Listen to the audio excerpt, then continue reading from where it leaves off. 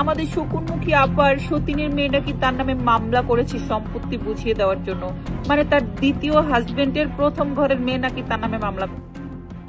রুবায়েত ফাতিমা তনির বিয়ের পরে নানা আলোচনা সমালোচনার পরে এবার যেন হাটে হাড়ি ভাঙলেন এক নারী। তিনি জোর দাবি জানাচ্ছেন তনির অপকর্মের বিরুদ্ধে আইনি তদন্ত জোরালো করতে। এবার তিনি অভিযোগ তুলেছেন রুবায়েত ফাতিমা তনির বিরুদ্ধে মামলা করেছে তারই দ্বিতীয় স্বামীর সাবেক স্ত্রীর কন্যা। তার দাবি তনি ঠিক এভাবেই প্রভাবশালীদের পেছনে লেগে তার সংসারে পোকার মতো ঢুকে সবকিছু নিজের দখলে নিয়ে নেন এবং ব্যক্তি স্বার্থে যে কারো সঙ্গে যা তা করতে পারেন।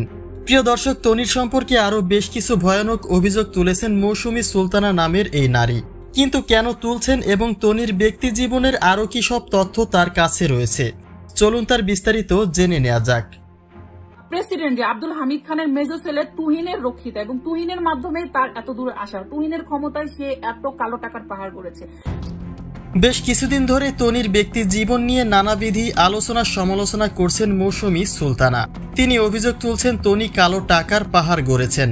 তিনি বলছেন সাবেক প্রেসিডেন্ট আব্দুল হামিদ খানের ছেলে তুহিন খানের রসাতলে তনি তার অবৈধ টাকার সাম্রাজ্য গড়ে তুলেছেন এবং তারই হাত ধরে ব্যবসায়িক ব্যবস্থাপনা চালু করেছেন। এমনকি তিনি শুধু সেখানে সীমাবদ্ধ নেই।